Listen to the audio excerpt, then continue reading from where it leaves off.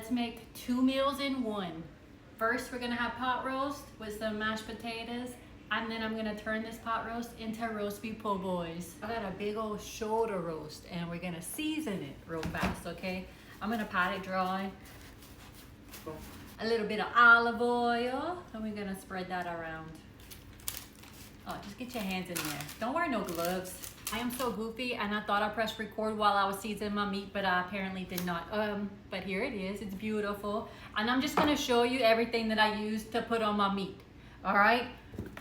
Garlic powder, onion powder, of course. You gotta have that. I also use some garlic salt because I'm not gonna put salt on it since I use garlic salt, and then I'll also use this, which is salty as well. My mama Lut used this on everything. She made the world's best omelet. It was a potato omelet. And my whole family has tried to remake this omelet, and we come close, but my dad would give anything for just one more plate of that omelet. I mean, that's the key ingredient right there. This comes from my restaurant background. I've worked in restaurants my whole life, okay? This right here is excellent on some beef. It didn't come from my Cajun background.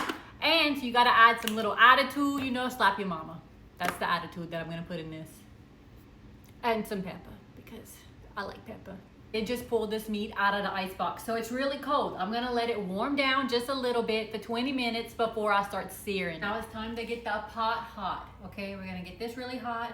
We're gonna throw in some oil, and then we're gonna sear our meat. Now I would like to add, I sear with avocado oil, because olive oil is not a high temp oil, but your avocado oil is a high temp oil, and it's great for searing meat at a high temperature. So avocado oil, we're gonna let that warm up, the avocado oil warm up a little bit. Oh, it's been about 5 minutes searing on one side,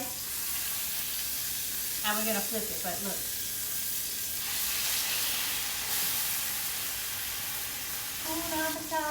What a wonderful phrase. It's a problem-free philosophy. Hakuna Matata, Hakuna Matata. It means no worries, okay? Oh, it's looking good, yeah. Now we done grillé the meat. We're gonna set that aside, okay? So your meat is grilled. You got your croûte at the bottom. My dad calls it croûte, like a crust. We're gonna throw our onions in there. Now I'm gonna chop up my trinity. Celery, bell pepper, onions, okay? Now that we're all chopped up, I did 2 onions, a half a bell pepper, and 2 stalks of celery because I am gonna turn this into some roast beef po' boys. I normally don't put celery and bell peppers in my roast beef po' boys, but because it's a pot roast first and then po' boys later, I'm gonna do a little bit. And we're gonna add it. Medium heat, okay? Medium. And we're gonna saute that down for probably like 20 minutes, maybe a little longer, but around 20 minutes. Now everybody in the neighborhood's gonna come ask what I'm cooking because I got onions going on the pot. It's the best smell in the whole wide world. I love it. And make sure you're getting all that good stuff off the bottom. Now you want your trinity to look like this. Now we're gonna add the roast back to the pot.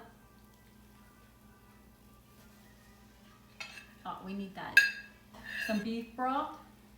We're just gonna pour that into the pot. That was about 4 cups. Now I also added a pack of Italian seasoning to it. Don't judge me. Some ranch. My brother gave me that idea. One time he said it was so good to try it. So we tried it. Some ranch up in there. And a can of some French onion soup. Now I'm gonna turn this on high, get it to a boil so I can simmer it. For most part, in my pot roast, I would put potatoes, sometimes some mushrooms, and sometimes some carrots.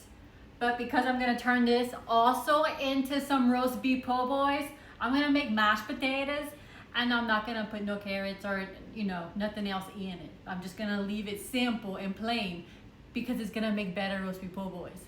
I'm thinking about the future. And double, toil and trouble, fire burning and cauldron bubble. A little Macbeth for you, yeah? And since we got some bubbles, we're gonna put a lid and we're gonna simmer.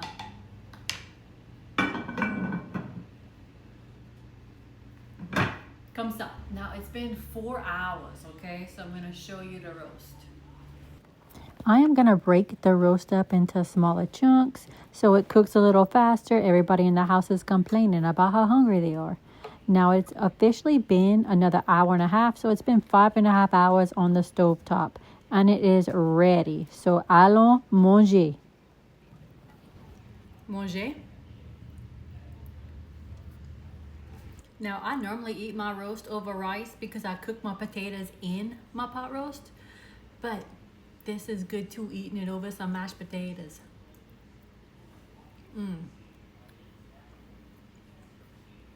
Ça c'est bon. That's where it's at.